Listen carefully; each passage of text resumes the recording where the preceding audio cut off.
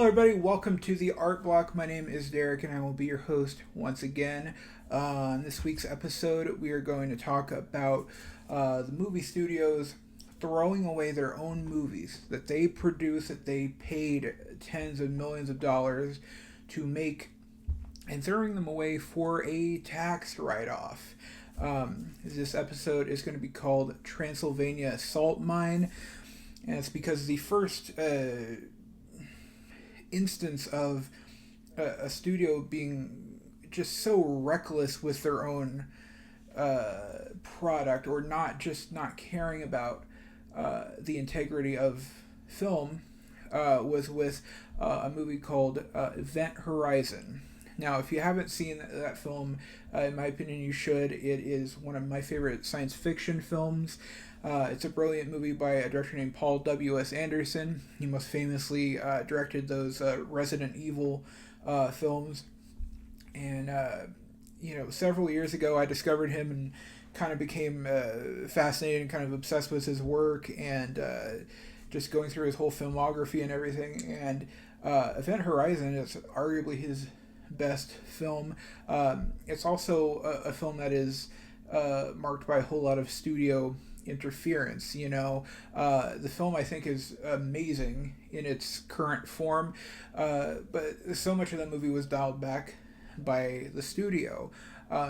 Initially, it was going to be a bit more extreme, more violent, darker, and of course there was so much extra footage, deleted scenes that were left out of the initial theatrical cut, and unfortunately there is no possibility of a director's cut coming at any point because the footage was destroyed because it was being stored in a literal salt mine in Transylvania. And when I first heard that, I was just completely blown away that somebody took the film negative of a major studio film that's produced by Paramount Pictures, and they put it in a salt mine in Transylvania, of all places. Now, I recently found out that salt mines are kind of used frequently for storing film because the atmosphere, they're very arid, very dry, so they're good for that. But in case of Event Horizon, when they found the footage, it was too deteriorated. It was impossible to use. It was impossible to even see what there was. There was also talk of a producer who had the original kind of director's cut on a VHS tape, but that was also apparently in too bad of condition to ever use. And I, as somebody who loves that film, and I just want to say, like, that movie is so great in my opinion, and I think Paul W.S. Anderson is extremely underrated as a director, and he's just such a visionary. Even though he makes kind of action films, obviously most famous for Resident Evil, which is based on a video game, so he doesn't get as much respect as he should, not anywhere near, in my opinion. But the fact that the studio would be so incredibly careless with the work of an artist, but also something that they paid millions and millions and millions of dollars to make, and this thinks that nobody is going to be interested in this later on, and of course me and many other people would die to see the director's cut of Event Horizon, and just unfortunately it was just not valued at all by the studio, and that's kind of an extreme case, but I obviously was inspired to talk about this because of how many things are being straight up deleted by studios. Not just hidden or delayed or something, but totally made unavailable to watch in any capacity. And of course, the streaming services are a big problem here, where they are removing their own content, things that were made for the streaming service. It's not just like a Netflix has a movie license and then it goes away after a month or so. Things that they produce for their own service. HBO Max, which is now Max, that had one of the biggest libraries ever, having every HBO show that you could watch anytime. That was amazing. And now you cannot see everything. The most famous one that left was Westworld. The HBO series and also HBO Max series that were made specifically for that streaming service when it first came out. I think primarily Love Life and Minx is another show. And during the merger with Discovery, there were other movies specifically made or released exclusively on Max, like an American Pickle, which is a great movie in my opinion as well, and Robert Zemeckis' film The Witches. Robert Zemeckis. Paramount Plus did the same thing with the Twilight Zone reboot series they did with Jordan Peele. Showtime removed quite a few series that were deemed not profitable. Quite a few series of Disney Plus removed a lot of their own shows that they made, like the Willow series. Some of these you can buy individual episodes of on like iTunes or Vudu or something like that. Some of these are just totally unavailable in any way, except if you want to resort to piracy. If you want to go on Pirate Bay or something, you can see it that way. But there is no legitimate way to see these shows or to watch these movies, and that is obviously tragic to anybody who loves film, loves TV, loves art or storytelling, and it's tragic for the people who made these works of art. If you make a movie, you spend years of your life pouring your heart and soul into it just for a corporate executive to say, we can make more money if we throw it in the garbage. I think that is absolutely, I think it's just absolutely inexcusable, and it's horrible. And I think we have really one studio in particular to maybe put a lot of blame onto, but one that is doing this far more than any other, and that is Warner Brothers. Now, that whole company, Warner Media, now is of course merged with Discovery, and it's they're doing mergers and becoming bigger and bigger by the day. But it almost seems to me kind of out of desperation, because I can't remember any time a company has destroyed their brand in such a short amount of time. I mean, like 5 years or so, and their brand has been significantly diminished. Warner Brothers has an insane catalog. They've got The Wizard of Oz, they've got Lord of the Rings, they've got Superman, they've got Batman, they've got Wonder Woman, they've got Godzilla, they've got Looney Tunes, they've got so many things. They've got The Shining, they've got all of these classic movies. This long, long history of great filmmaking. Casablanca was a Warner Brothers film. There's so many things that they have, especially when HBO Max launched.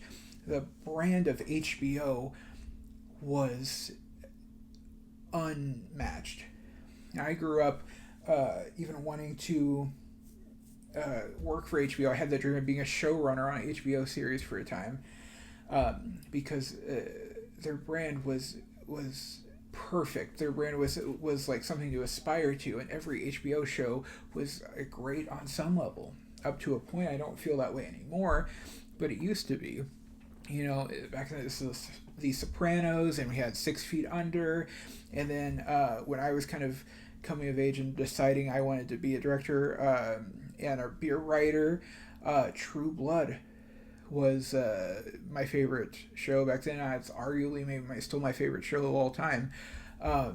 True Detective, which I love very, very dearly. There's so many great shows on HBO that I love, and now with the streaming and with the mergers, it's destroyed its brand so rapidly, selling off their shows to other services instead of just keeping on their own service and saying you can watch everything that we've made here. You'll see HBO shows popping up on like Hulu, or you'll see even things on like Tubi, like Lovecraft Country is on Tubi for free, and everything on Max has contributed to like the diminishing of the HBO brand and the Warner Brothers brand as well. Warner Brothers have made some of the greatest films of all time, a lot of the greatest films of all time, in my opinion. And I think everything that has been handled by the current administration at that company has been absolutely regrettable in every way. And going as far back as like 2017, I said as far back, it hasn't even been a decade, but I can't help but think and bring up the Zack Snyder Justice League situation, because that to me was the most egregious, interference or mishandling of a director by a studio I can imagine. And of course, I'm a fan of Zack Snyder. I love Zack Snyder's films, and I used to not be a fan, and then I saw Batman v Superman. I know a lot of people don't like that film at all. I love that film. It's one of my favorites of all time, and if you don't like his films, that's fine. I can understand that. But he had a vision, and he was also a director who had made the company a lot of money. We're talking several $billion. He made 300. He made Watchmen.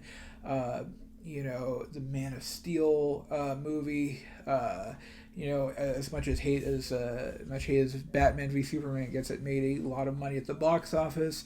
And what happened in that situation, if you need a little refresher, is that he was replaced by Joss Whedon, who had directed the first two Avengers movies, and of course those films that did very well. And I think WB was very jealous of Marvel's success and wanted to replicate it, and was trying to find the best way to do so. I think later on they tried to do that in different ways with the Shazam movie, or both movies. I never saw the second one, and the same for the Aquaman movies, in a way at least. And this is at a time where Zack Snyder lost his daughter to suicide, and he was in a period of having to fight the studio while grieving the loss of his daughter.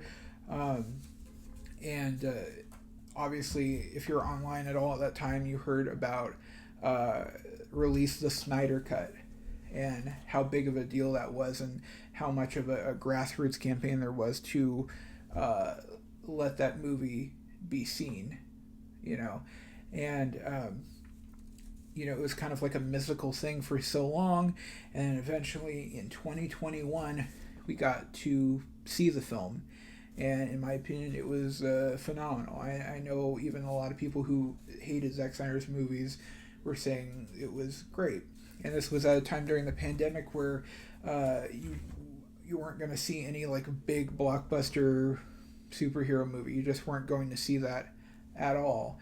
And so being able to take what had already been shot and add to it a little bit and make something new to present, it was a big hit for HBO Max.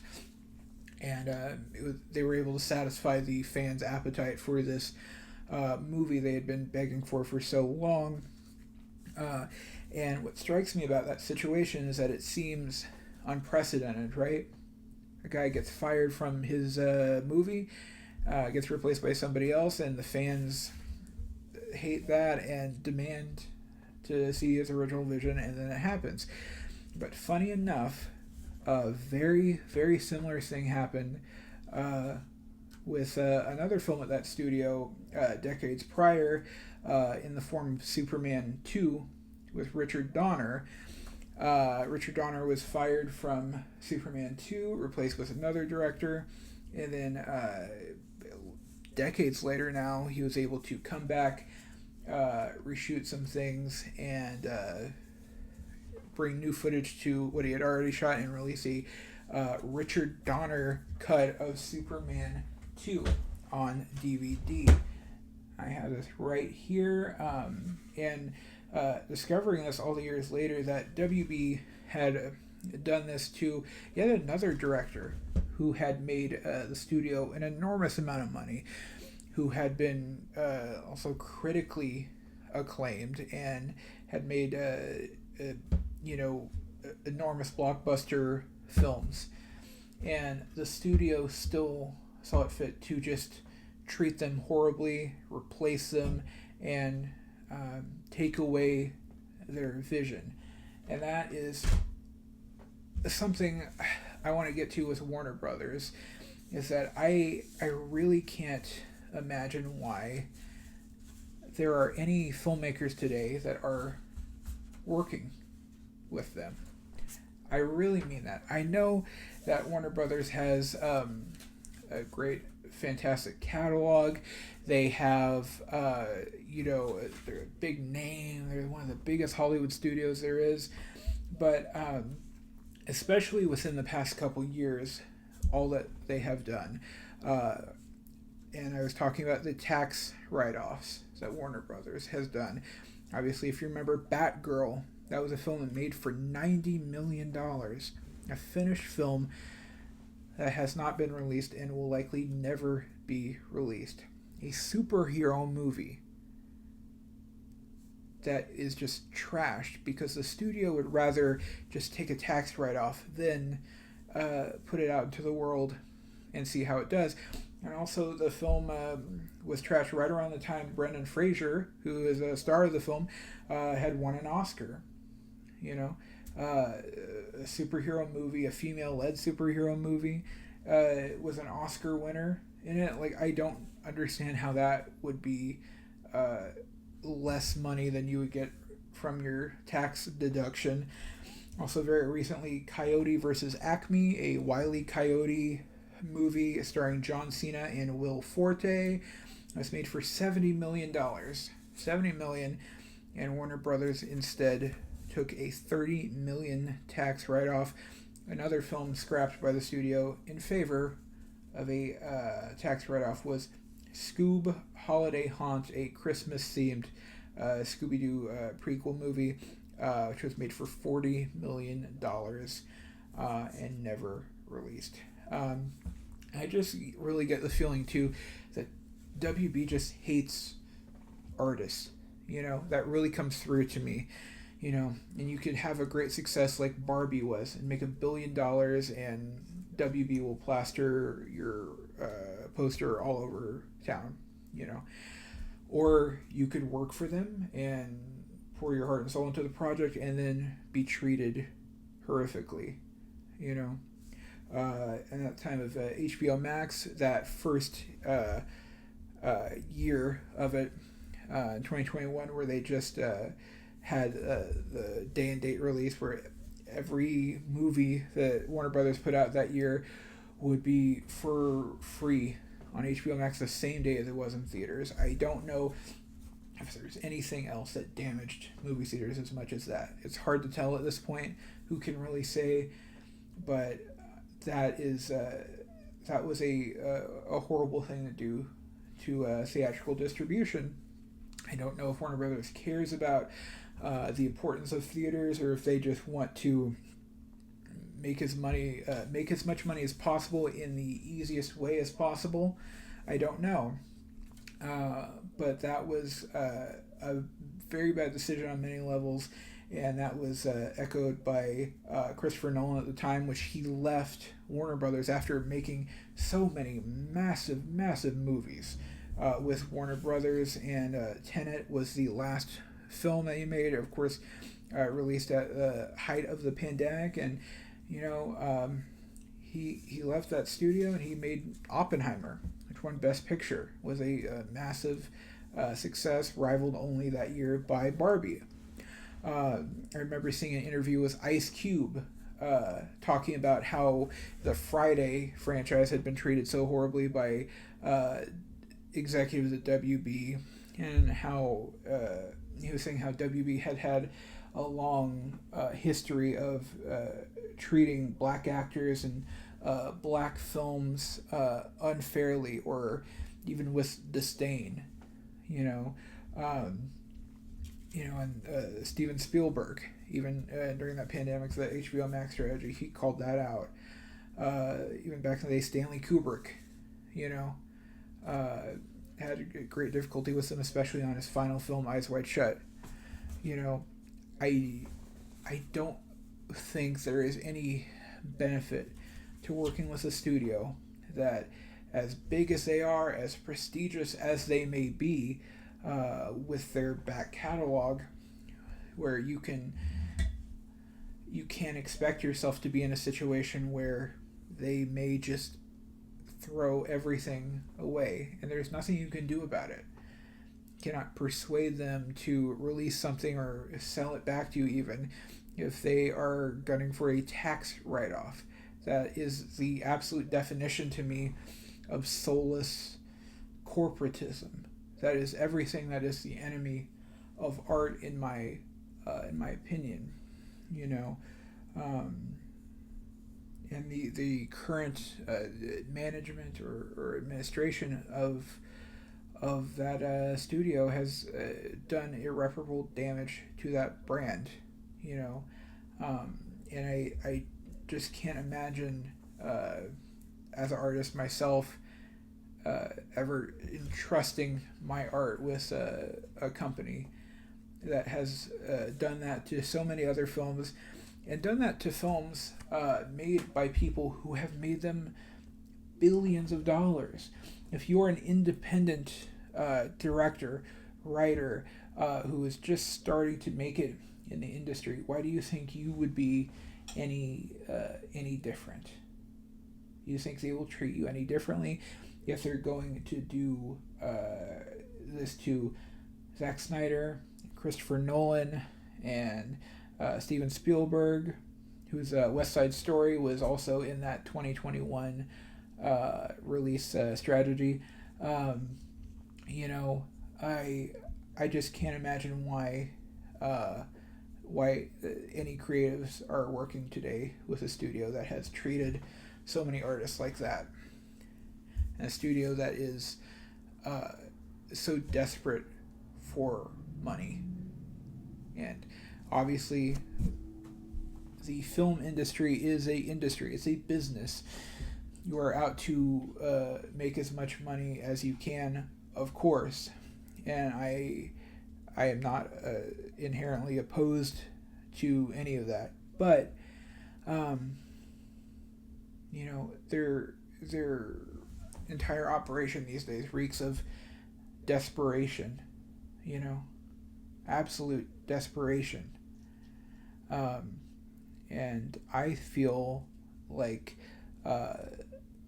this is kind of a turning of the tide in the industry, where up and coming filmmakers are going to look more to non-traditional routes of distribution, or looking towards trying to be independent and owning their work as much as they can.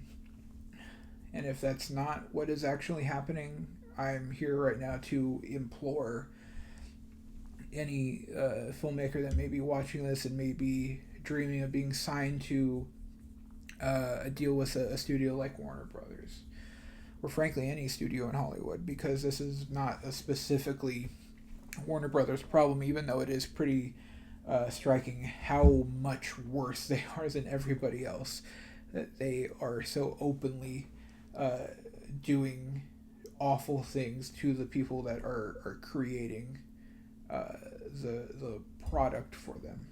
You know, I'm just worried about art in our time, when things are so intangible. I mentioned before on the show about how I take issue with Netflix, because if you don't have a physical release of anything, they can delete things at any moment in time, and they have removed a lot of even original content from Netflix, just as every other streaming service has, because if they deem it not profitable enough, then it's gone, and they can get tax write-offs. They can, count it as a loss, and that is more money in their pocket, regardless of if it's a show or a movie that holds a special place in the hearts of who knows how many people out there. That doesn't matter. And should we expect any less from a corporate entity? I don't think so. But it is time for artists all over to not trust their work with those who are going to treat it like it's any other commodity. Like those retail stores for the high fashion brands. They don't put their luxury goods on clearance. They don't ever have them on sale. That would damage the brand, so they destroy the product. They throw it away. Doesn't matter. Doesn't matter how much it costs to make. Doesn't matter how many people would like to have it. Doesn't matter. It's going to damage the brand. We're going to make less money. We just got to throw it all away. Don't trust your work with any of these corporate entities. Please. Do whatever you can to own your work, to make sure as many people can experience it as possible. Do everything you can to remain in control of the creative aspect. And that's all I have to say today. Thank you for tuning in. I appreciate every single one of you who watches the Art Block, who watches hasn't watched any of the episodes I've done. The channel is building slowly as it may seem, and I appreciate every single eye that is on this show right now. Thank you so much. There will be a new art block every single week. I'm committed to releasing it Monday night for going forward, for the foreseeable future at least. And thank you guys for watching. I'm planning a lot more content for the channel coming up. So thank you so much. If you like these videos, let me know in the comments. Give a like, tell your friends, hit subscribe, and as always, what time to be alive.